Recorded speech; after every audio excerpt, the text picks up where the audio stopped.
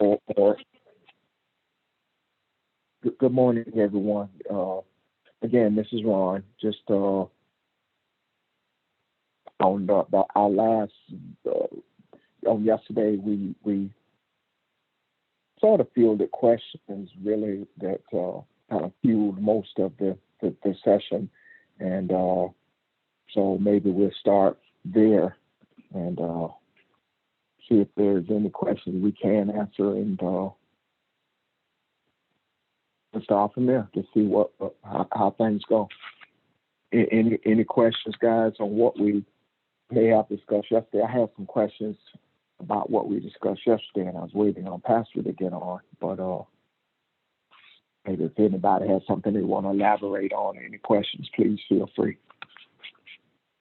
Ron, I have a question. This is Val. I have a question. It's kind of a random question. My thing is, I would like to know, why are they naming the variants? Why are they giving the variants Delta names? I mean, not Delta names, Greek names, rather. Greek names. Yeah, I wondered that as well. I don't know the answer. Pastor talked about that briefly on yesterday. Does anyone have any information on that? Can speak to it at all?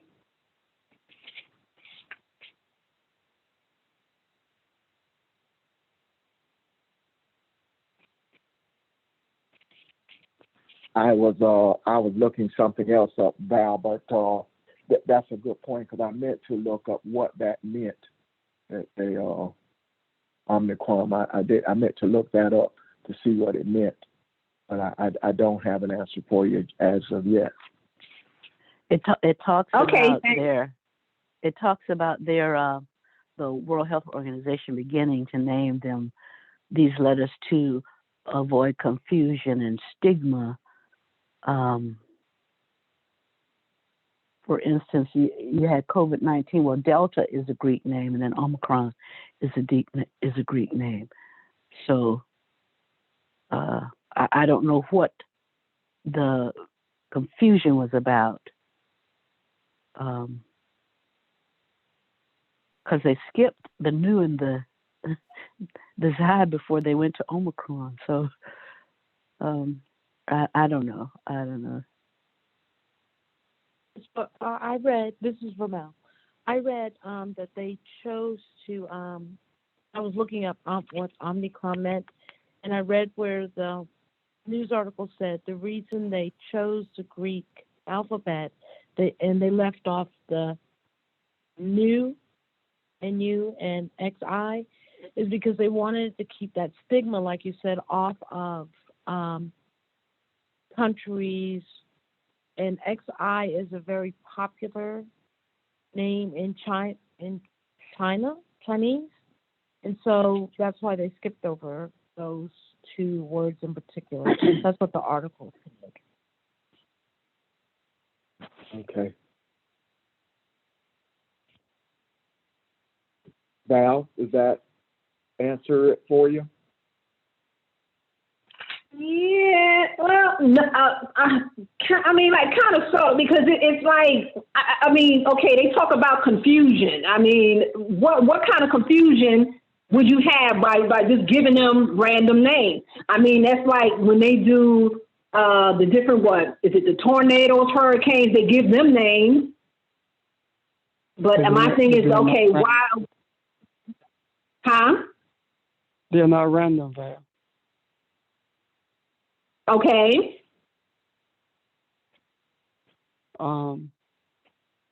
The reason they did what they did is because Trump had made an issue out of it being a China virus. And XI in Chinese is Z, and that's the name of the leader of China. That's why they skipped it. It's politics. And as far as confusion is concerned, please understand something. They did not skip this without the universe knowing what was happening. If they had not used the one that they used, then it would mean what it does mean. You think that your name Valerie was given to you haphazardly, but it wasn't. Nothing is done haphazardly. The only thing that's haphazard is the way we respond to what is done.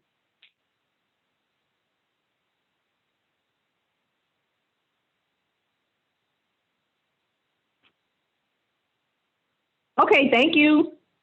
Hmm. I hope that makes sense to you guys. It does. Pastor, did you have to come through Zoom? Were you able to get on the line, through the line? I did. Yeah. Yep. I just wonder if there's out there who may be trying to get in. Yep, I did. It's probably also more trying to get in.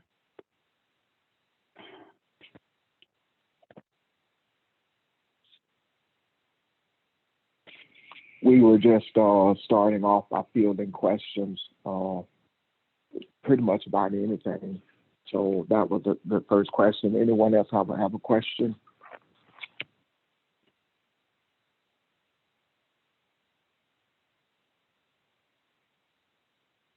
Well, I have one. If I want to take Pastor back to a couple of things that he said yesterday. I was looking up the Last Supper. You mentioned Jesus, some of the things he said, and you even talked about even Judas got to sit at the table.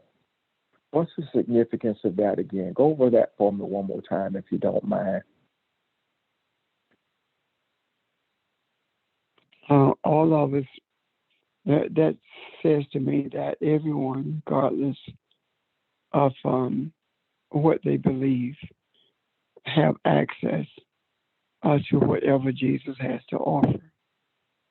And even those who are not seeking for the right reasons, they have the same opportunities. And to me, that was the significance of it, just a message to us. And if you remember correctly, what happened is, after Judas did what he did, he regretted it. He regretted not being sincere about his reasoning for following the teachings of Jesus.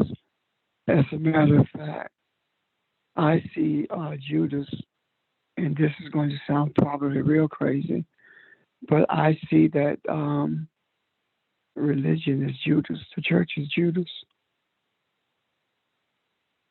And the reason I say that is because Judas did what he did, not only for the money, but he also did it because he truly did not believe what he was pretending to believe. And he did not question Jesus to get to the depth of his understandings. He just delivered him up. And that's pretty much how the experiences that most of us have had in seeking the truth. When we've taught in the presence of people who are in the leadership of religion, what happened? The same thing happened with Judas. They did not really make any efforts to see whether what we were saying is true or not. They simply wanted to follow the status quo. And that's what Judas did. That's my understanding anyway. Okay.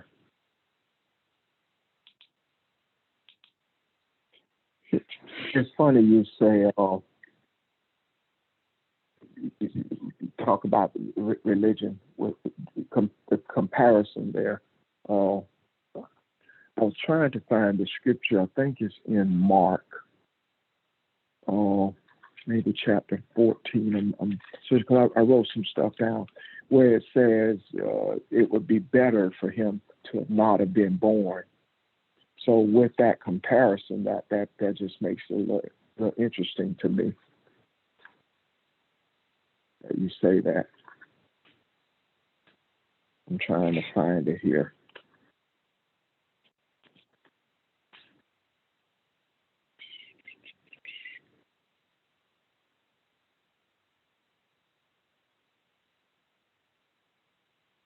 I don't. I don't. remember where it was. I do understand that what Judas did, someone had to do. I understand that. And I also understand that Judas did not do what he did without Jesus' knowledge. So it was not something that Judas did behind Jesus' back. Ron, there's some reference. Go ahead, Barbara. Just Ecclesiastes 4, verses 2 through 3 talks about that.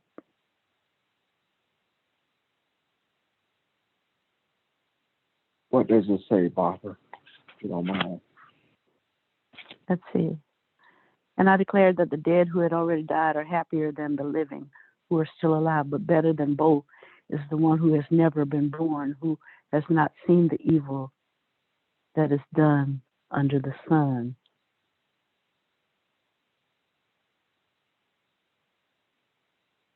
Okay. I don't know if that's quite the one you want, but that was one. Yeah, maybe it's making reference to that. I didn't have time to look it up. I saw this before we got on the air looking at something. Verses Mark 14, 20, 21. That's it. That's it. Yeah, Jesus is talking. He said to them, "It is one of the 12, one who dips with me in the bowl. For the Son of Man is to go, just as it is written of him. But woe to that man by whom the Son of Man is betrayed. It would have been good for that man to not have been born." That just kind of stood out to me. So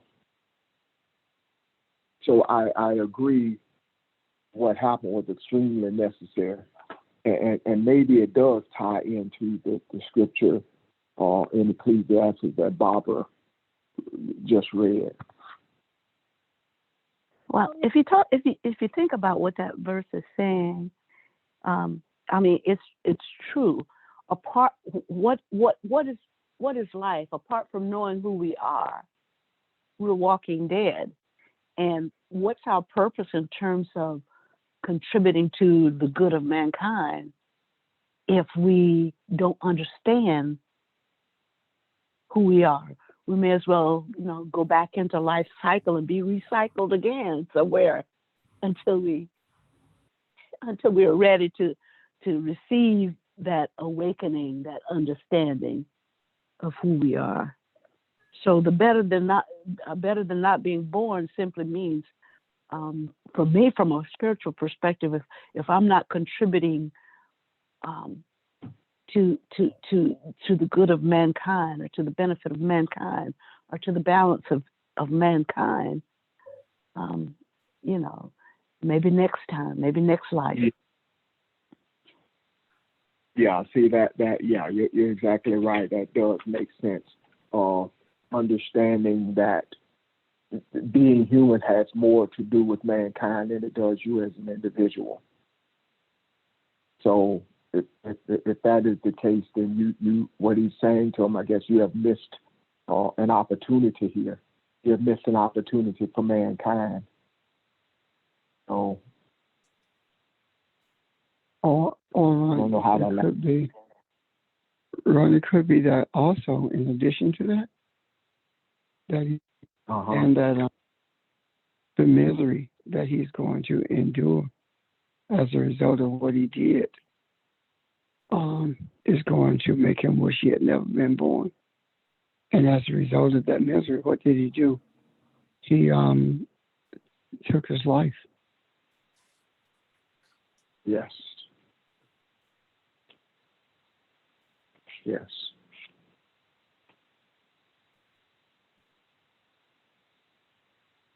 There was anybody have any other questions on that? Any comments or questions?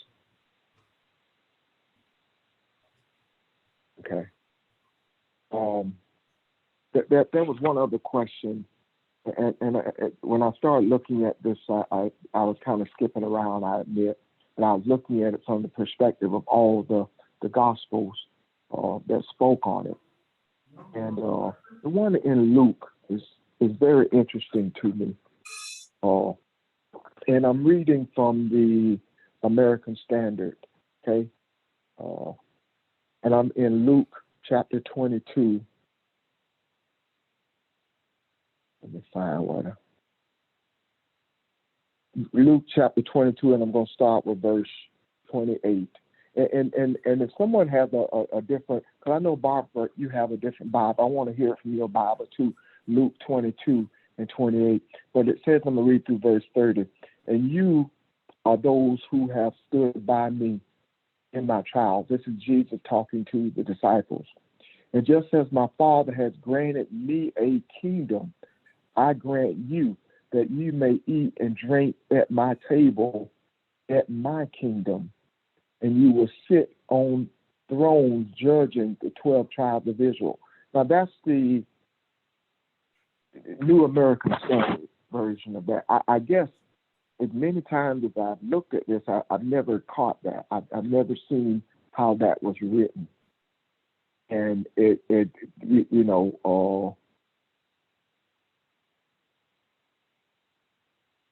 at my kingdom, Father's granted me a kingdom. I've never seen that before. So any insight, Barbara, do you have a different reading of that? Or anyone for that matter? I'll have it in a minute.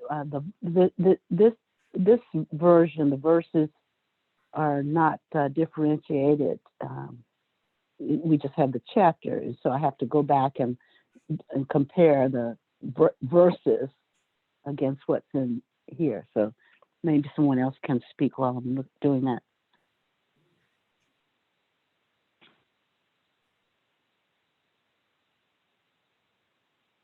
Good morning, Ron.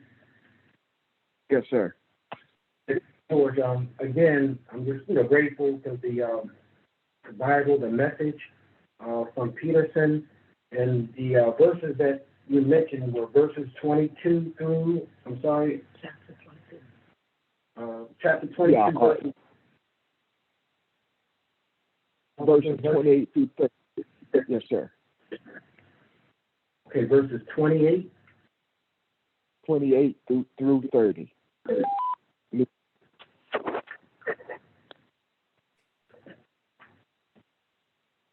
Okay, it says, who you would rather be, the one who eats the dinner or the one who serves the dinner?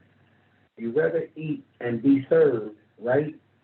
But I've taken my place amongst you as the one who serves, and you've stuck with me through the thick and thin. Now I confer on you the royal authority my Father conferred on me, so that you can eat and drink at my table and my kingdom and be strengthened as you take up responsibilities among the congregations of God's people. But I'm thinking, Ron, in terms of Luke 22. And again, verses 28, because I'm looking here at verse 22, it says, do you realize that the hand of the one is betraying me is at the moment on this table?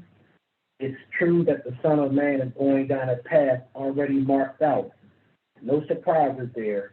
But for the one who turns him in, turns traitor to the Son of Man, this is doomsday. So again, I just read from Luke chapter 22.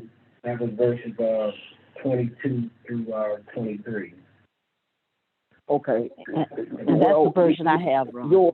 That's the same version I have. So okay. George has it. Well, that reads better because what George just described is he's talking about authority and not a separate kingdom. So he's saying that by this authority, you have been with me all of this time, and by this authority that the Father has granted me, not a separate kingdom or not another kingdom. Is that what you got from it, or anybody?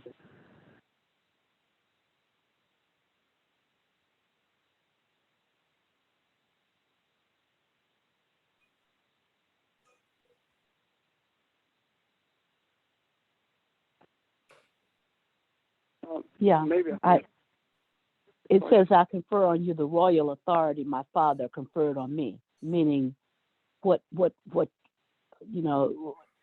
my Father has given to me is what you have access to now, to eat and drink at my table in my kingdom and be strengthened. And it's the same as the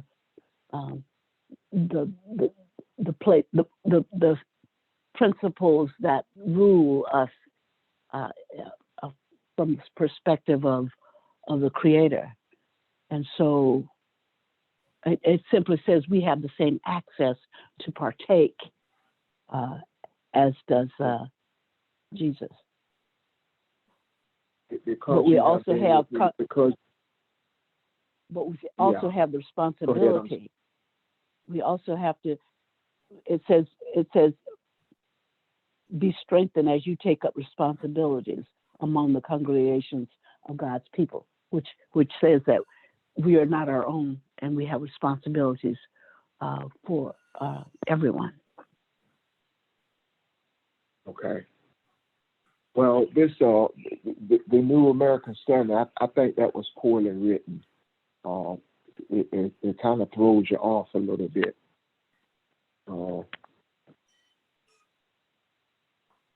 Yeah.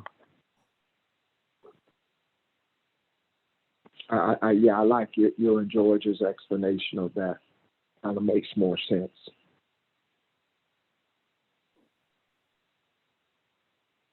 And that's all I had today, y'all. I'll just have some questions based on some things that Pastor said on yesterday, and so if anybody has anything else in any direction you want to go in, please feel free.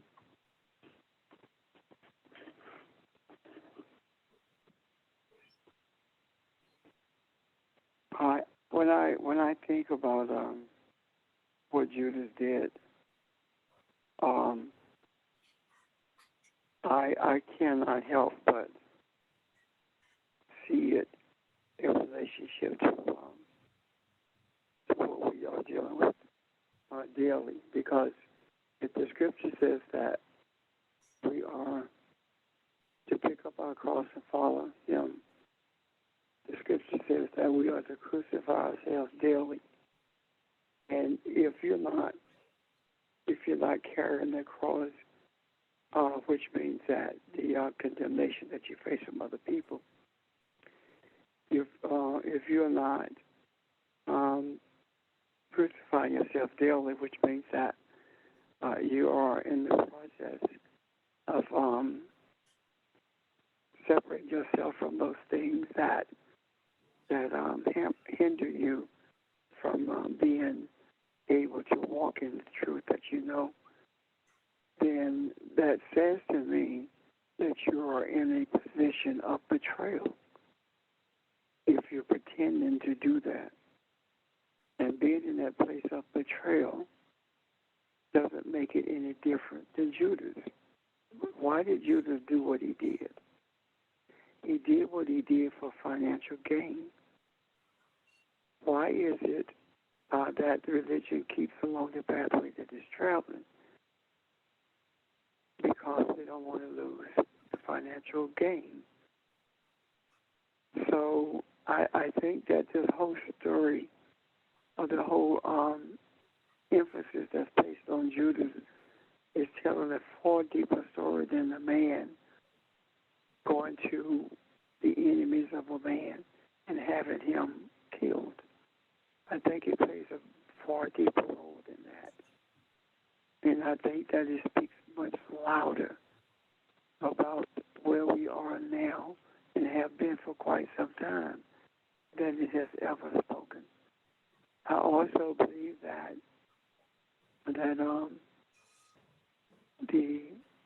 the more the less we understand it, rather less we understand what this is saying, the more apt we are to repeat it or to continue along that pathway. And I'll take it even a step further.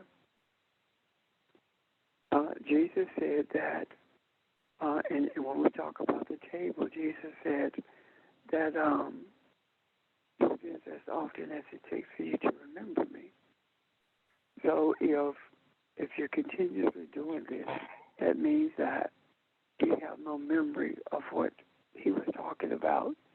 Also, if you keep doing that without having any understanding, then you are in a continuous state of betrayal. Does that make sense?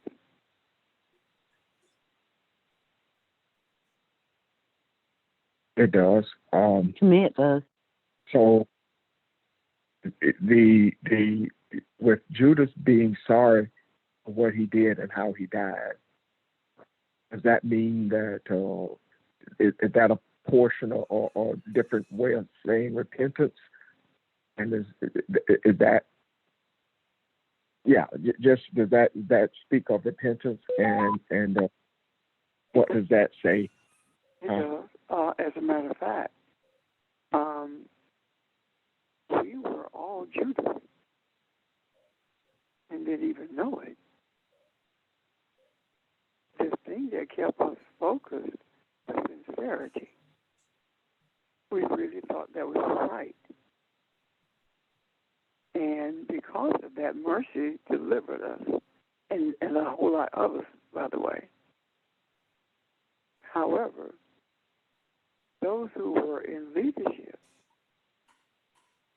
those who were teachers, who did not make any efforts to understand the path that they were on, were totally different in that they knew better. And even if they didn't know better, they had a greater opportunity to know better. They were simply following the guidelines of what they were told, not for the reason that they believed it, but because they wanted to be accepted. And the reason I say that so with such certainty is because I've had too many pastors in leadership to tell me that they know I'm right, but they couldn't tell they're wrong.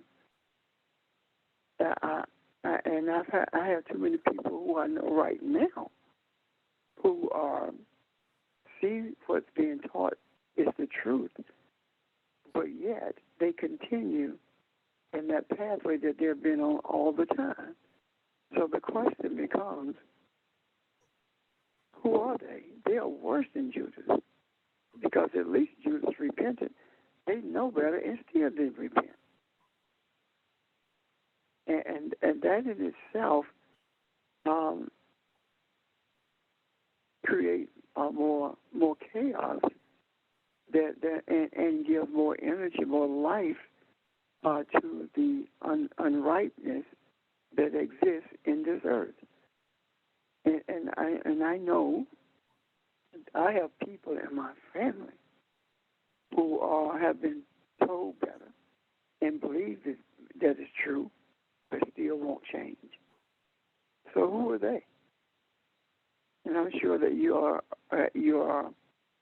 have the same thing in yours. I also have people in my family who really don't know any better. And I lean more towards the ones who don't know any better than I do those who have been taught better and have chosen not to do better. I see them as being in a continuous state of betrayal. And I may be off base by that. And if I am, I'd appreciate it if you show me.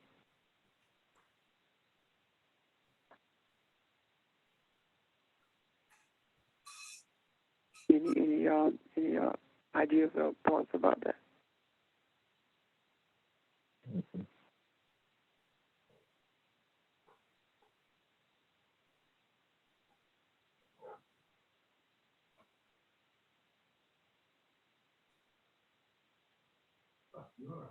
Yeah, Nate.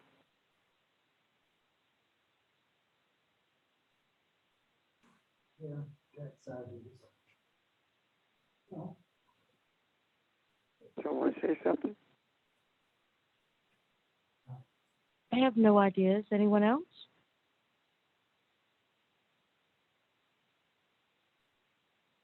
I do believe that we need to. I got a comment though. What betrayal is sort of like the breaking of a trust in a sense. Yes. If it's my friend, I have a relationship with that friend. If it's a family member, I have a relationship. If it's someone with whom I have a relationship with, such that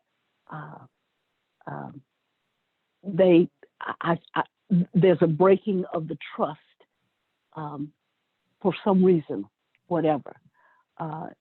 It's a deeper kind of issue when you break a trust, when you break. It's almost like a mini death in a sense, for lack of a mini death, meaning we were together and now something has separated us, has separated our thoughts, our thinking, our perception, that kind of thing. So when we do not, I apologize. I'm thinking out loud, and my thoughts have not congealed yet. But the question is, can someone betray you when there's no trust? Because I see betrayal as a relationship, and when there's no trust, I don't know what if there is a relationship, other than I don't talk to him and he doesn't talk to me. But to me, that's not a relationship.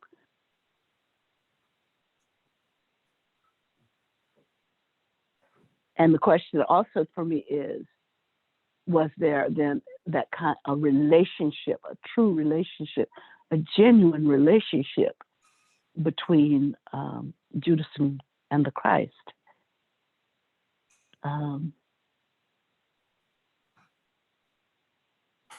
Anyway, just thinking out loud.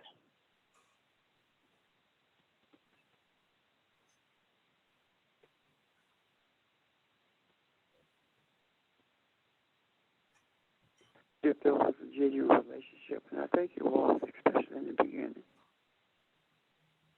then the question becomes, what changed?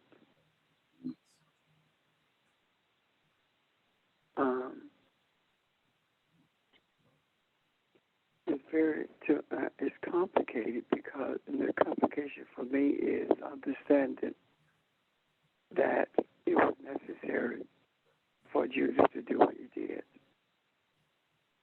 and at the same time trying to understand if it was necessary for him to do it, was he destined to do it, or did he choose to be the one to do it?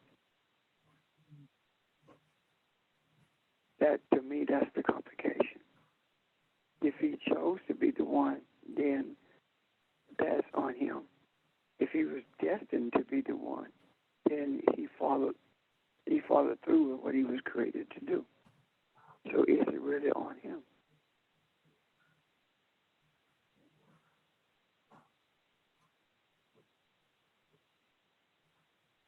You understand what I'm asking? Yes. And the other thing other part of that is what we've been talking about. If if if everything is there for our learning about ourselves and what's this teaching me, even that is there for that purpose as well. And so talking about betrayal and loss of trust, and that can cause pain, because a relationship is more than a casual acquaintance. In other words, a relationship is a genuine kind of knowing, in a sense, between people. In other words, I believe that we have a deep relationship with those on this phone, in a sense. And there are people I've not even met physically, but that doesn't matter, because the relationship is deeper than a physical aspect. And so even being betrayed has a lesson in itself. And that lesson might be,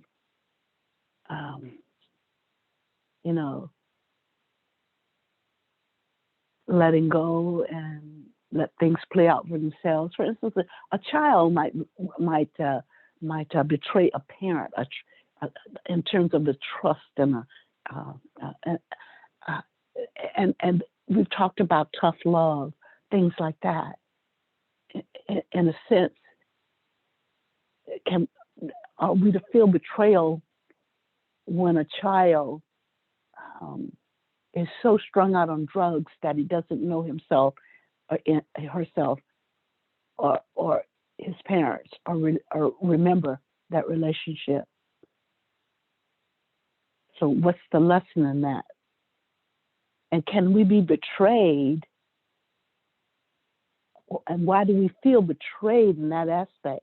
Is it because they did not meet our expectations of what we thought they would or should?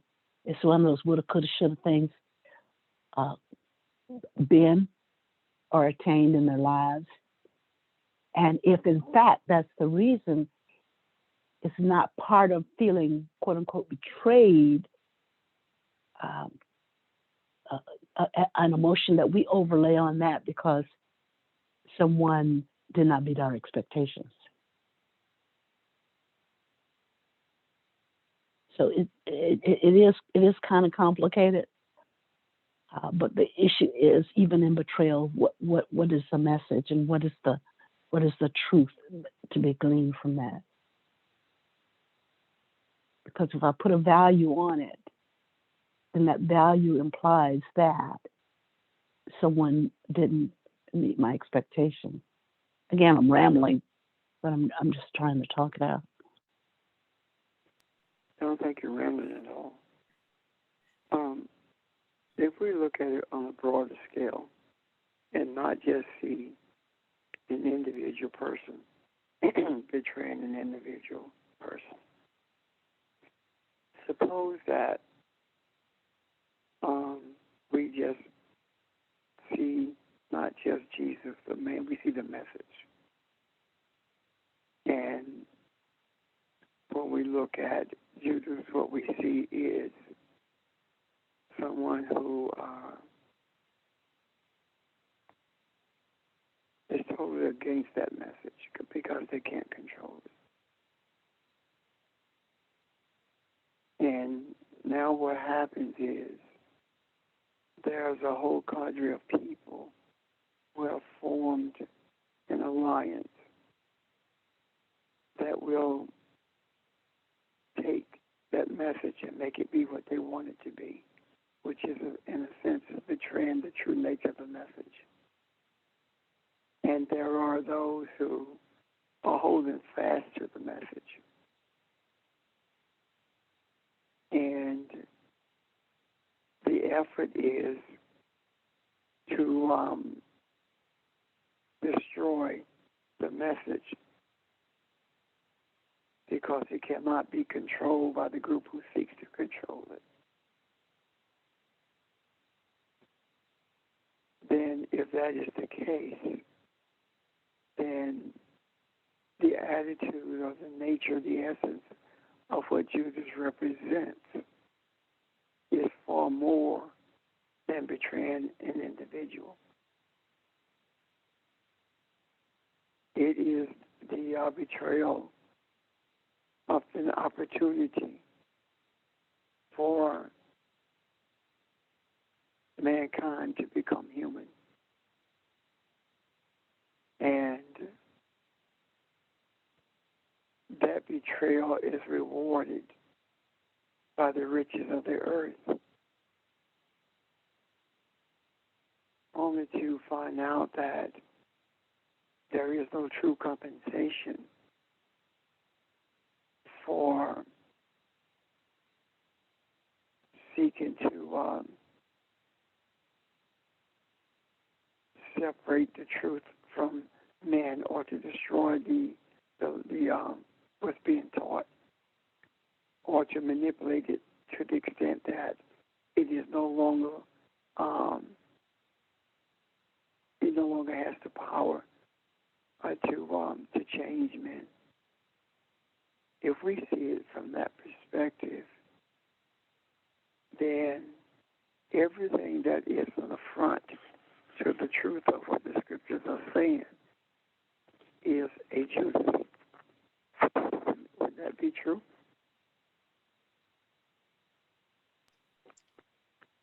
I have a question.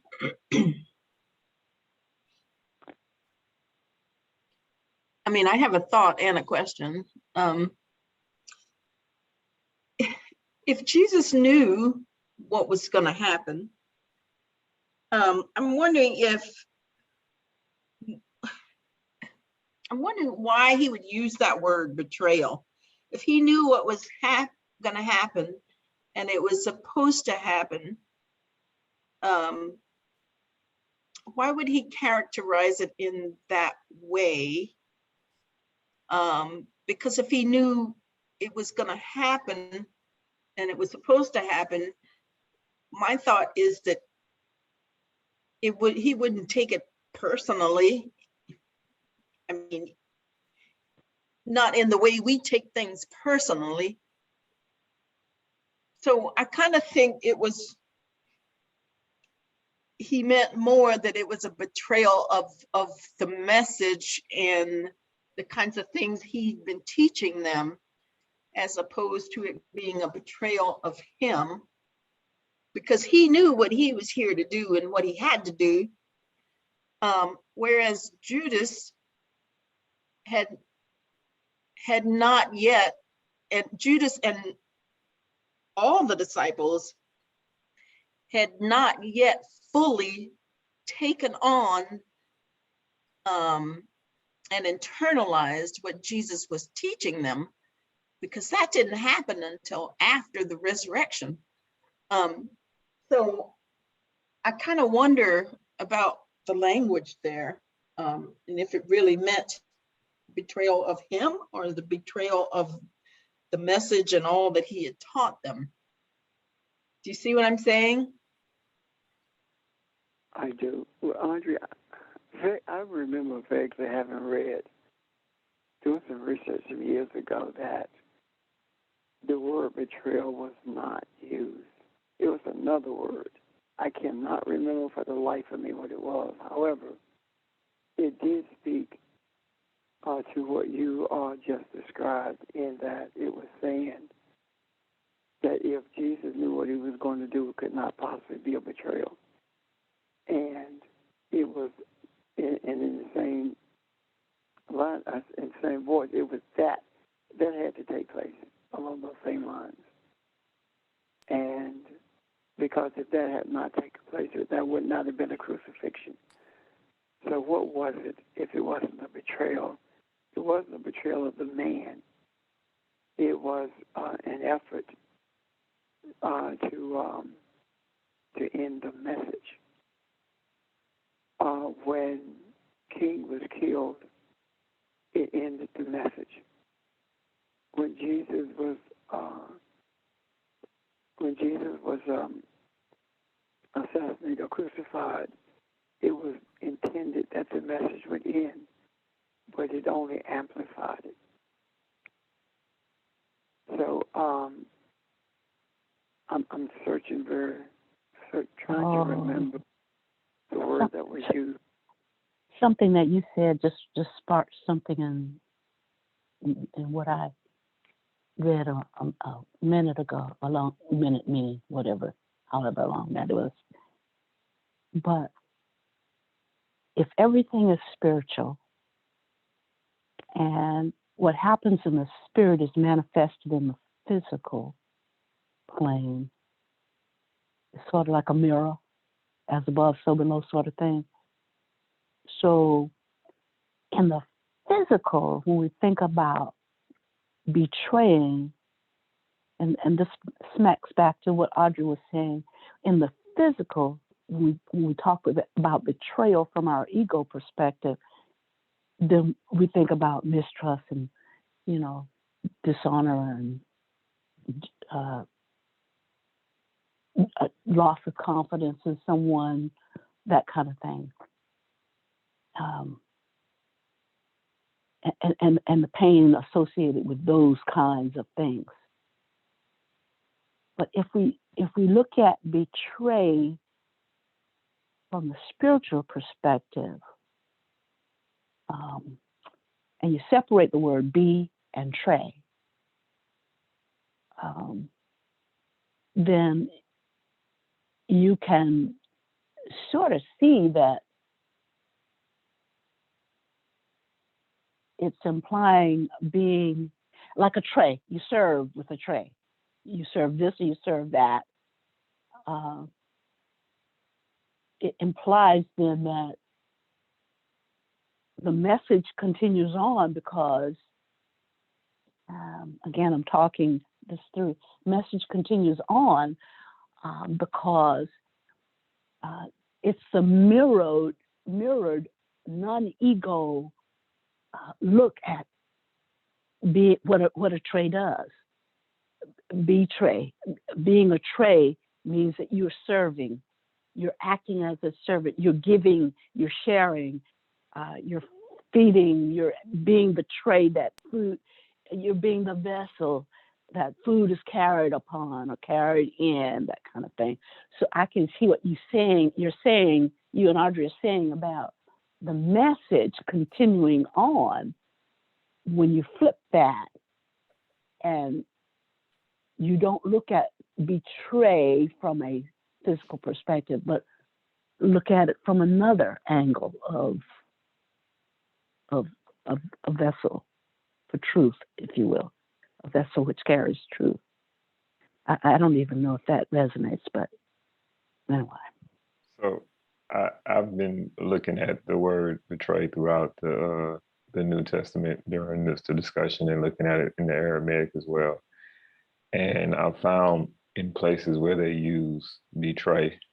And then also, I was going to say something right before you started speaking, Ms. Barbara, but let you finish, but actually speaking to the same exact point.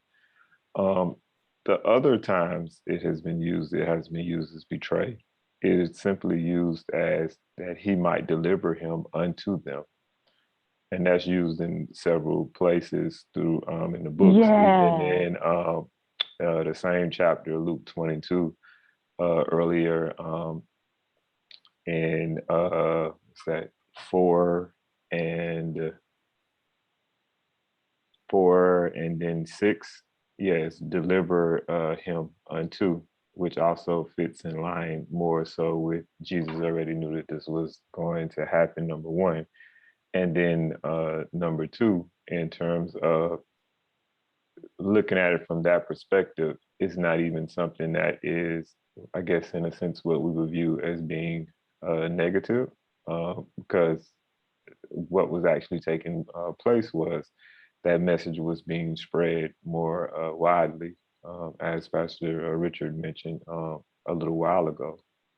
And it was as if well, Jesus had, I don't want to call it a premonition, but already had said ahead of it actually occurring that this was going to take place. So it was as if this was destined to happen to begin with. And even Jesus recognized at the time, not that it was betrayal, that something bad was happening, but more so as if this plan is happening exactly as it should. Wow, Sheldon. Now that's that you put it in such words that I couldn't come up with. But so when someone and when we perceive that someone betrays us, we can either look at it from the ego perspective that we are a victim, or we can look at it from the spiritual perspective of using it to look inside and to search ourselves and to say, what is the message here for me? Which is not acknowledging my victimization, is just saying that there's something here for me to learn or something for me to do that's above and beyond what my ego kind of defines as what betray means.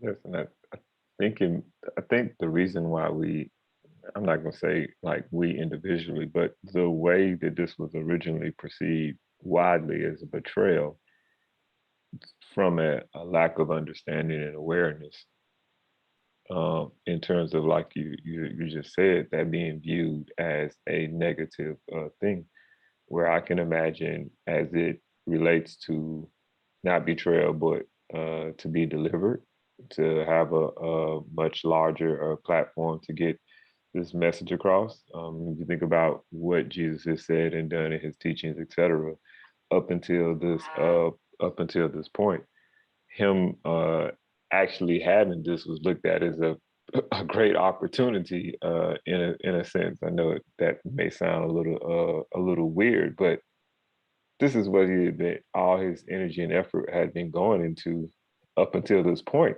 was this very thing to spread this word, to spread this message, which means that he wouldn't have seen this as a negative betrayal, at that particular moment at all. Well, I was just looking at the origin of the word tray. In the origin, it means to be strong, firm, or steadfast.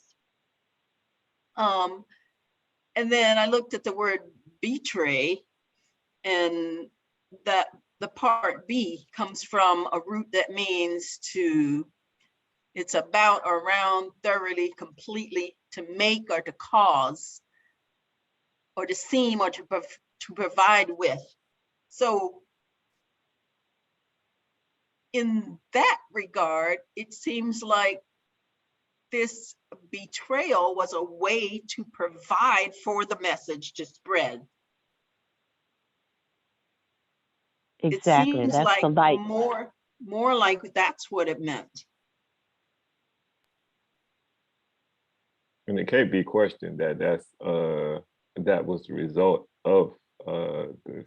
It can't be denied that the message was spread wide and far. So there's no need to even question that part. I'm not saying anyone here is doing that, but I'm just saying in terms of what we are asserting right now. So when we think about what's happening today, we can feel betrayed, if you will, if we look at it just from our ego.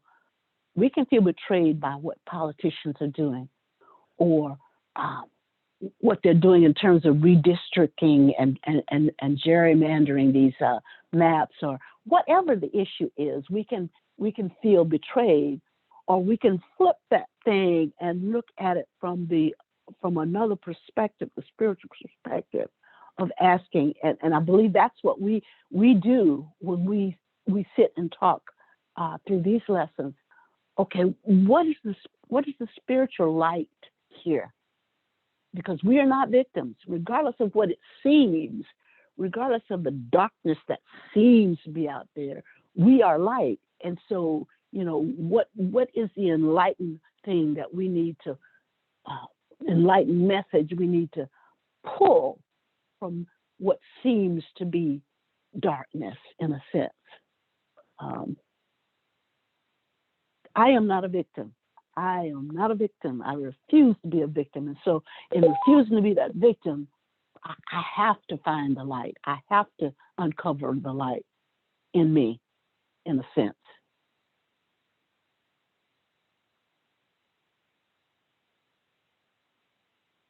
This is Ron. I was looking something going in a different direction, I guess.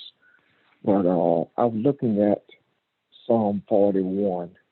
Verse 9 says, even my close friend in whom I trusted, who ate my bread, has lifted up his heel against me.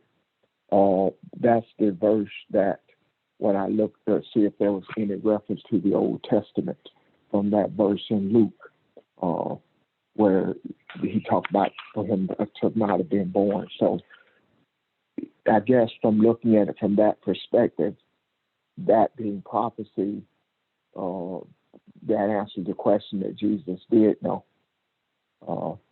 that this was going to happen.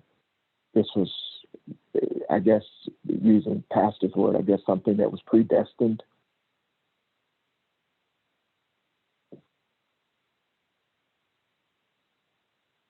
But the question I raised was predestined for Judas, or was just predestined to happen by someone? I have a yes, and it kind of goes in, along with what everybody else has said. When you look at the example of where we looked at born again and what Nicodemus did, it was no coincidence that took place. Meaning that I think everything goes back to Genesis. I think Genesis covers the whole scripture. And what is being covered in that is that Nicodemus represented the religious authority of the earth. The earth was being controlled, if you will, by religion. And he was represented that authority. And it was that authority relinquishing it. The same here with Judas. As the spirituality starts to take its shape, take its form, and back to what we talked about months ago, I guess, or weeks ago, the 12 tribes forming, and we've said they have not yet taken form, maybe in the physical, but not in the spiritual. This is the portion of that kept that from forming. If this does not happen, then there is no need for a crucifixion. This has to take place, and which allows us to continue to form the 12 tribes. And as we look at that, the spiritual significance of 12 or whatever kind of comes into play. So I agree. Not only was it predestined, it has far-reaching,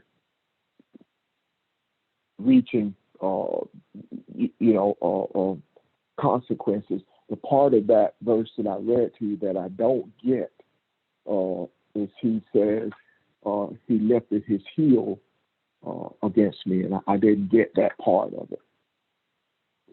But I do think it was. I think to answer part of Pastor's question, at least in how I see it, Jesus represents far more than the man. It was predestined that he rebel or betray spirituality, the truth that was being portrayed in the world, not personally the man.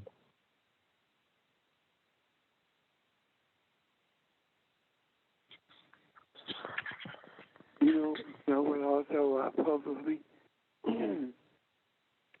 we talk about Judas, the one who betrayed, but we don't talk about the betrayal of the priest, the pivotal role that they played in that as well. So what it appears to me is that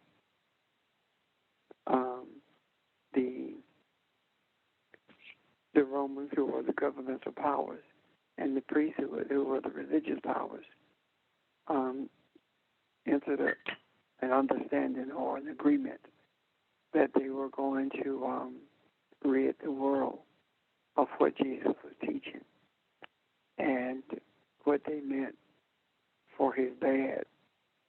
God meant for his good, in that the very method that they used in order to in the teachings, what he was teaching is the very thing that actually spread his teaching. So again, I not only do I think Jesus knew what was going to happen, I think he also knew the results of it as well. I'm done. I think Ron? you and Barbara said something. Yes, ma'am. Sorry.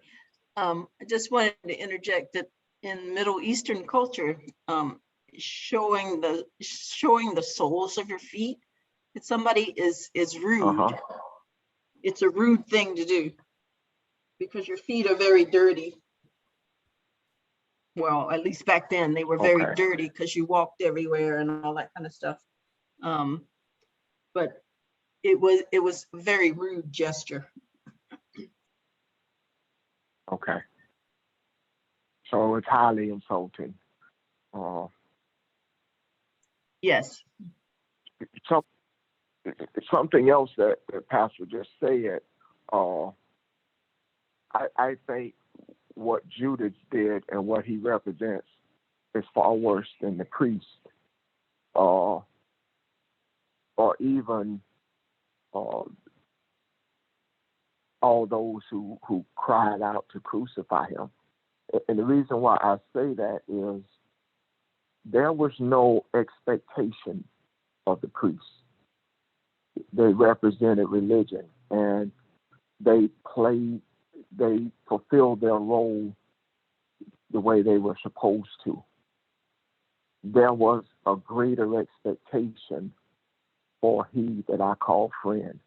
And Barbara mentioned the people on this phone. They can betray me far greater.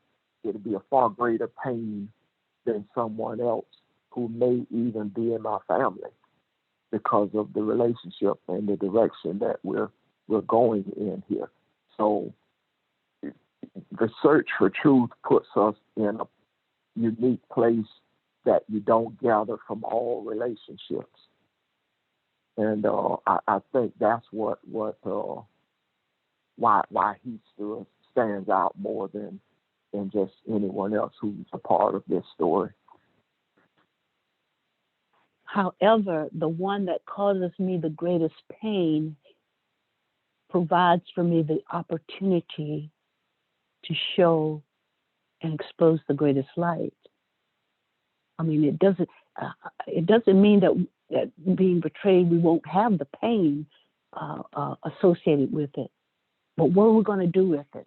How are we going to transform it, regardless from whom it comes?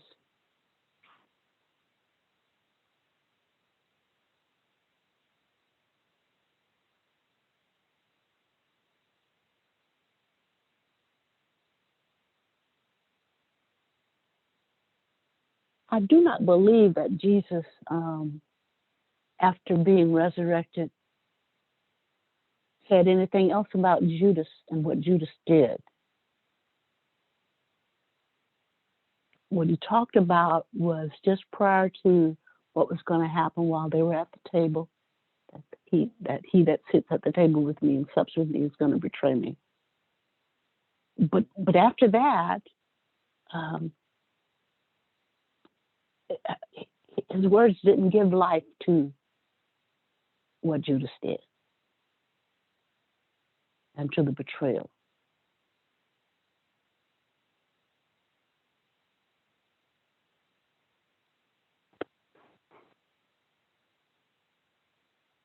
There's a Um, message I, in that for us.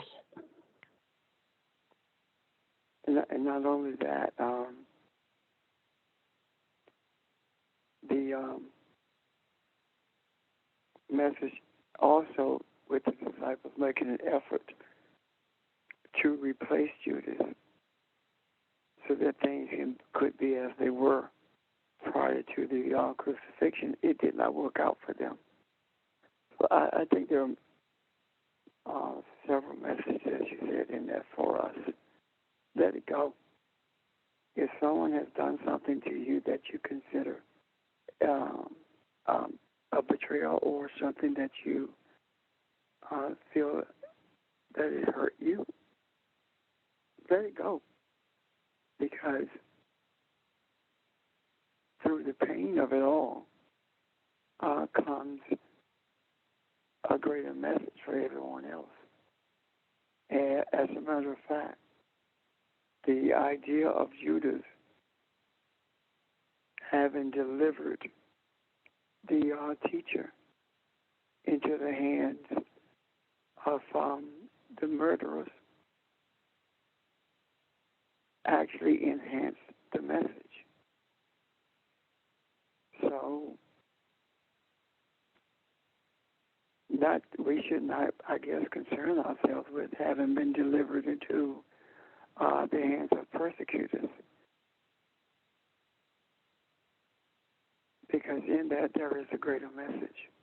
However, if Jesus had been angry about it and did not let it go, then could the truth have possibly been resurrected as a result of what he taught? I think not. Now, don't get me wrong. I'm not saying that it was impossible for Jesus to be angry with Judas. It was not. I'm not saying that it was impossible for Jesus to say, you know what, I'm done. It was not.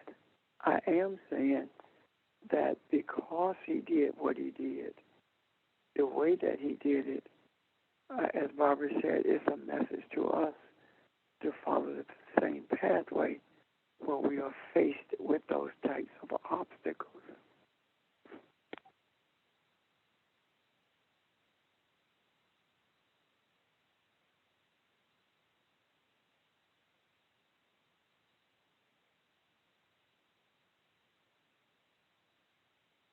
You know,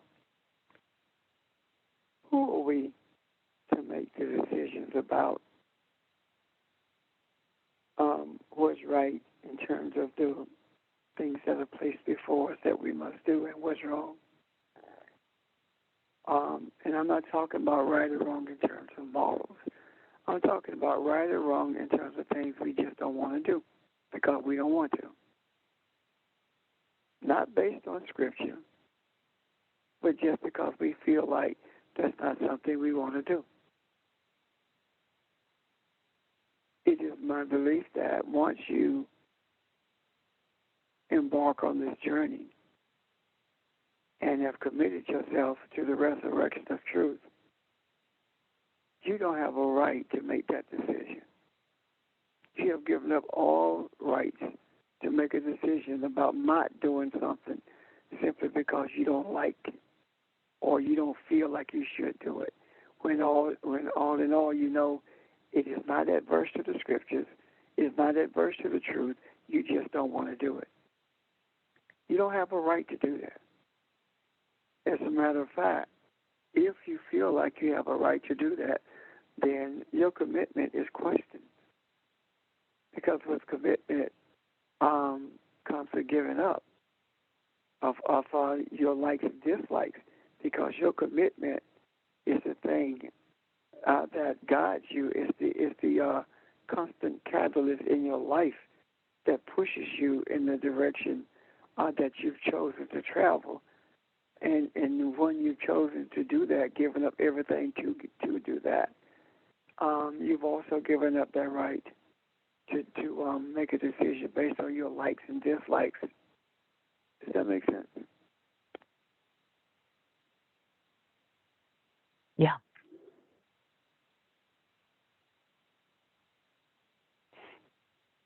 I mean, there have been several times when I did not want to do something, or I did not want to go to a meeting. I did not want to go to a training session in the midst of those who had castigated me and my beliefs.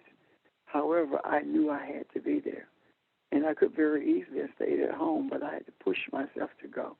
And regardless of who we are, what it is, we have an obligation to be true to what we say we believe.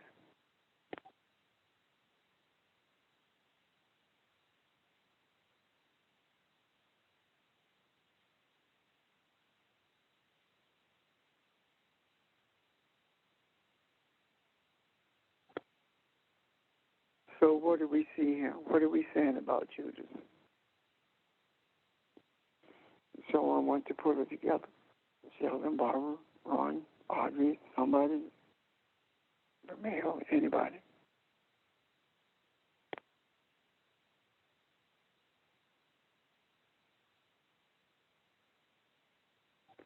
Okay, Sheldon, would you put it together, please?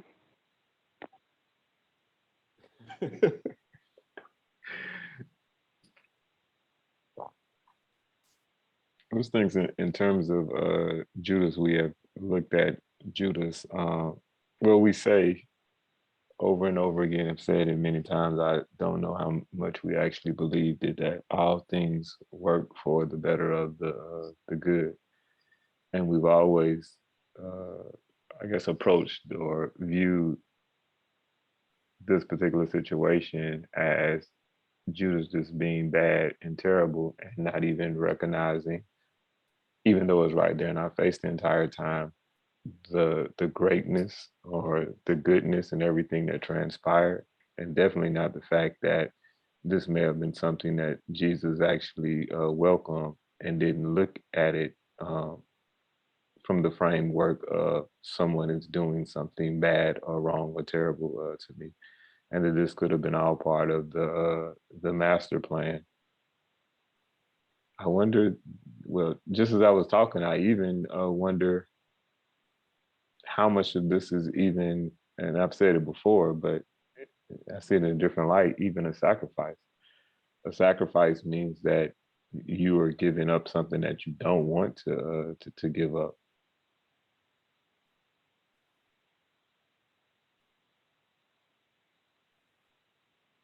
And just to think now that that was all purposeful and perhaps even predestined, as if this was what was supposed to transpire, and even waiting for this to transpire would definitely not make this something as a sacrifice, something being taken away, something that's unwanted. As this relates to our everyday life and the things that we go through, whether individuals who we look at in a negative manner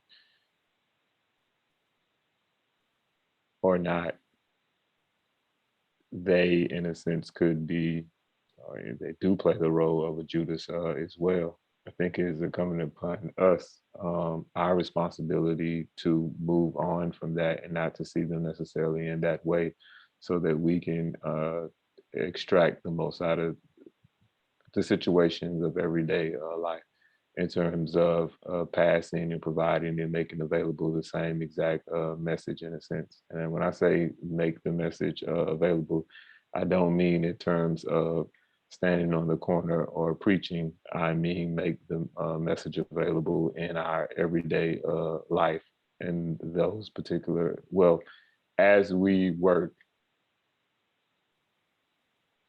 within ourselves, in a sense, to elevate ourselves with creation, all that exists, etc. That is made available for others, and we set an example for them to see, to do the same. So I don't know if I'm wrapping it up, but it's just a lot of thoughts looking at the big picture of a lot of the implications of what we've discussed today.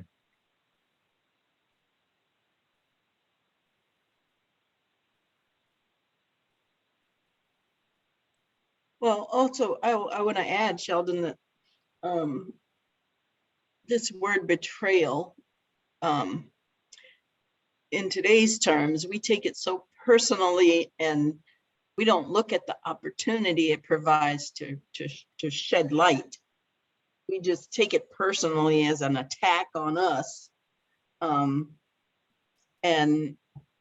But maybe the lesson here today is that it's not necessarily a bad thing. It's an opportunity to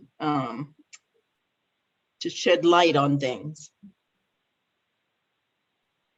Yeah, something you just said just now as taking it a slight. When you said that, I automatically thought about whenever someone is quote unquote betraying us, we take our eyes or our focus off kind of like of ourselves. And even if that person does mean it by harm, it's as if we kind of buy into that. So in the same way what Pastor Richard has mentioned about watching news every day, you kind of have your mind set on and heart what to think about and what to meditate on, etc. In the same way, when we see someone that's betraying us, we then, even like I said, if they do mean harm by whatever it is that they're doing, that is the approach that we take in our hearts with that matter, which automatically blinds us from ourselves, taking the focus off of ourselves. And in a sense, we help to not elevate, but we make that division between ourselves and that individual stronger. So thinking about back to Jesus and Judas and Jesus' perspective of how he felt about the situation. As Pastor Richard mentioned, would any of this have transpired if Jesus did this begrudgingly? If he was upset and very mad with Judas? I mean, I'm not sure if that was the case or not, but it certainly wasn't illustrated or described that way in the Bible. But of course, I wasn't, there. But it just makes me wonder how much of the, not wonder, but I know we ourselves have a lot of power, and we ourselves determine a lot of things in the way that we approach these situations or let these situations transform us in a sense. Yeah, agreed.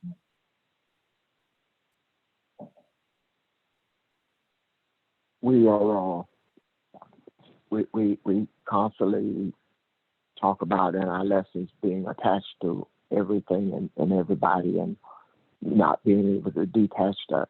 No matter how terrible a situation is, we are a part of it, and we see ourselves as being that enlightenment for mankind. So when I look at it that way, we, the 12, and Jesus represents who we are. And we are just as much a Judas as we are Jesus, meaning that as we grow and make this commitment in it, if there isn't a part of us that is challenged enough to deliver up the word, then the other disciples don't come to life in us. They're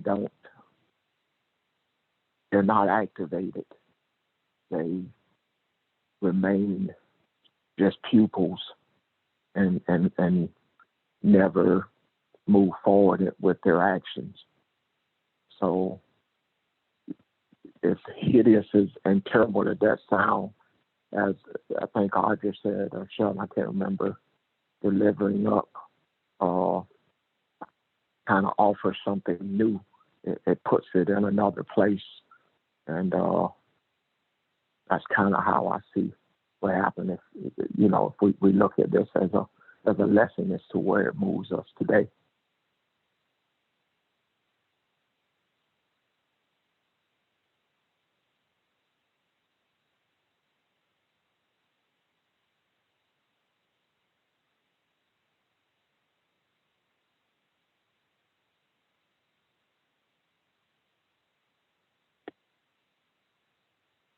Are there any questions or comments? I Well, have a question. And my question is, because I always thought about Judas, and I felt like he had a role to play, just like all the other people in the Bible, all the way back to Pharaoh, and the role they had to play with God's message or the Creator's message being really emphasized, or I'm lost for words in that. But anyway, when I think about that, and as we talk about Judas and Jesus, Jesus said to Judah, whatever that which you are about to do, go and do it quickly. So he was aware of what was going to happen. It was not a surprise to him because he came that God could be glorified, that the Creator could be glorified.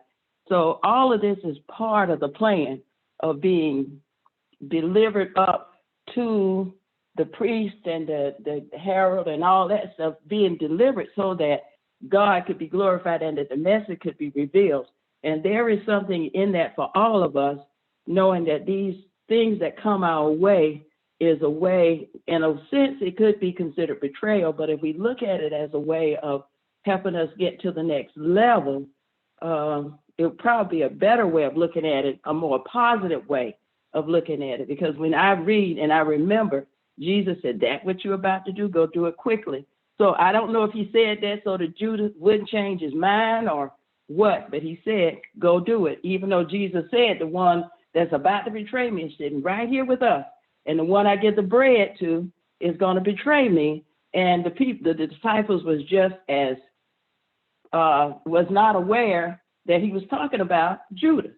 So I just think it all played out and it was part of the plan. So what do y'all think?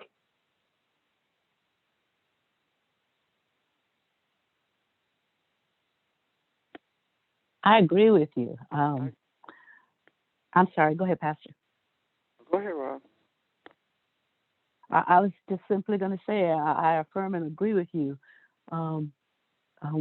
because when you look at what Judas is and what it represents, he's like us, humanity, unaware. We will do things in ways that are not necessarily what people expect in order to get what we want, how we want it. But if you look at Judas, if you look at Judas from a spiritual perspective, once the Judas in us is transformed, and once the Judas in us starts looking at what's best for humanity rather than best for self, that Judas in us can be transformed into Judah, which is praise, which is enlightenment, which is love, which is peace, which is caring for humanity. So I agree with you that Judas in us can be transformed.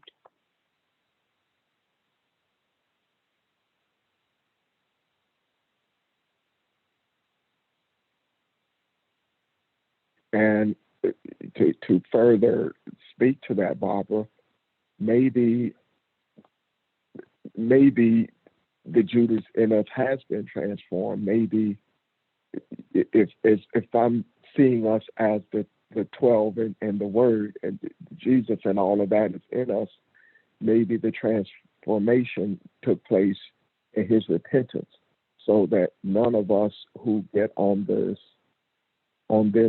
road to search for truth, and it is that much easier for you to deal with that selfishness or that part of you that may have a different agenda, that you can see your repentance or your opportunity to turn back that much clearer.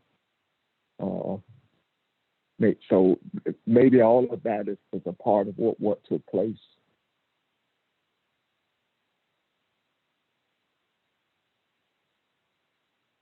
If that makes sense at all. It does.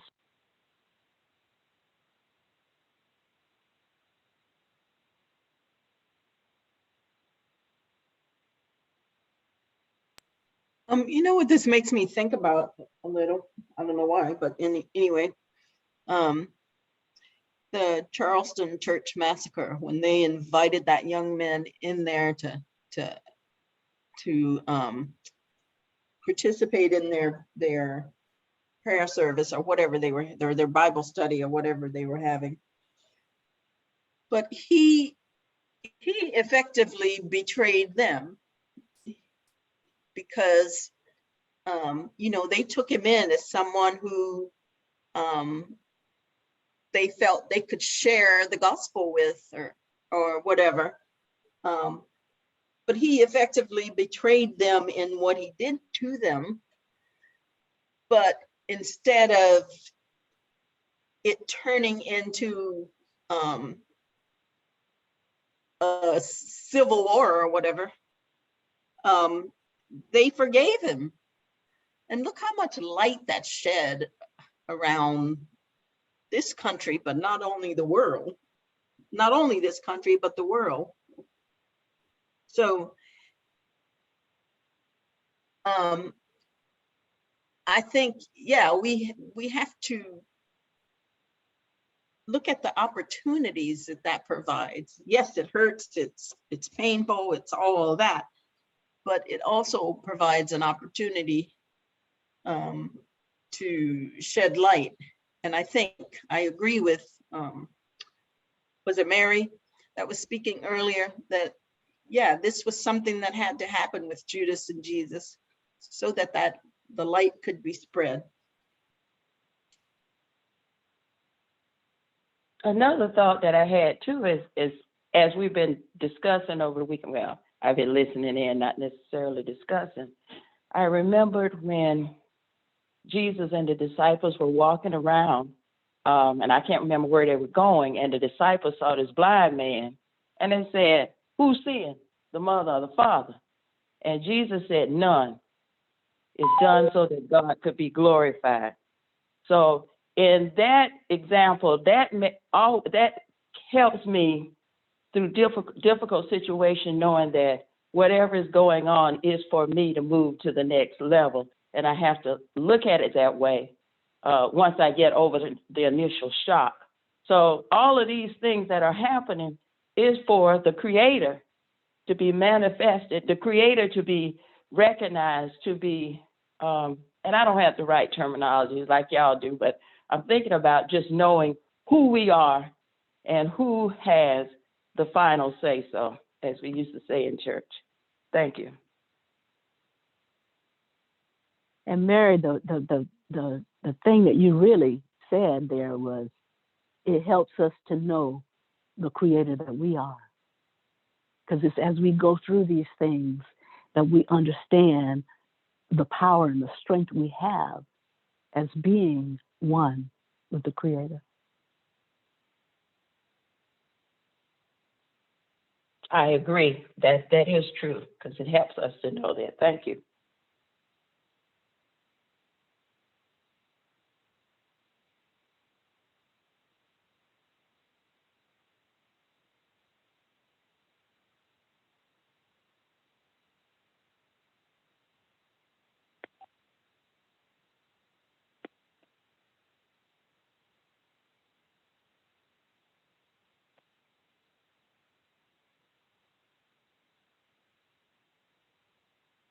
I am grateful that whatever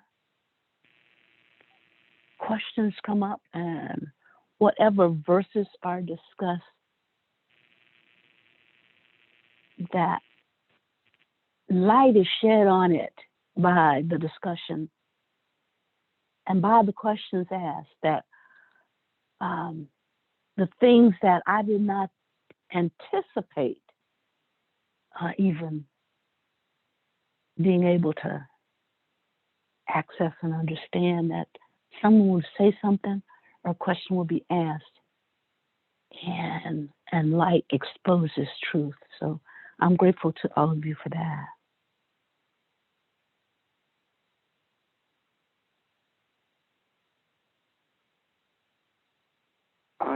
I feel the same way. Yeah.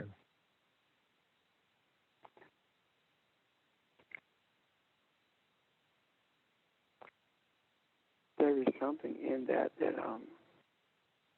I can't quite see yet.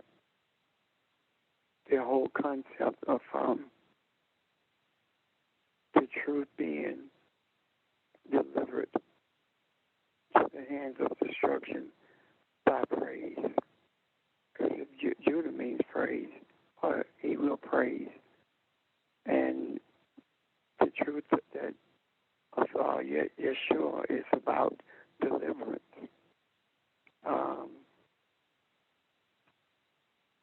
The truth of deliverance being delivered to the hands of detractors. I know there's a connection there, and there's a reason and understanding for it. Maybe it's saying that when praise, or those things which should be praising, delivers the truth to the hands of detractors, it simply amplifies it as opposed to minimizing it. And I think that's it, Pastor. I really think that's it. It the deliverance is even more amplified, and the issue is, I think earlier as Sheldon was talking about, and what you were talking about, what you meant for my bad, it amplifies the good of that deliverance, because the deliverance we thought was going to those who are evil, delivered unto evil. But what was delivered is it's the fact that I know who I am. I know who I am. That's what's been delivered to me through this.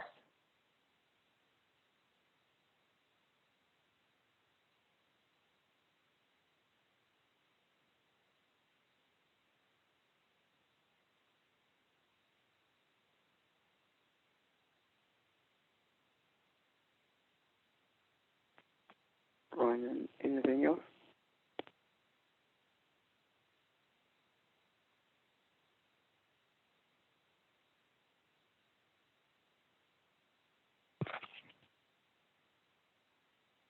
Are you muted, Ron?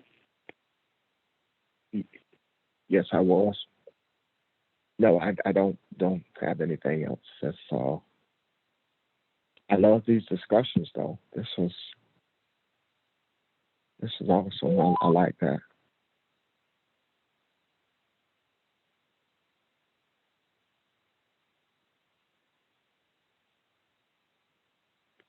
Well, if there is anything else, I'm grateful for your presence. And Pastor, yes. I'd just like to make an announcement. Daphne's football team won the state championship last night, and we have a member that's on the football team, and I just wanted to congratulate Philip for their win last night. Thank you. Congratulations, Mr. Philip. Yeah. I appreciate that. Anything, and is there anything else that we need to attend to?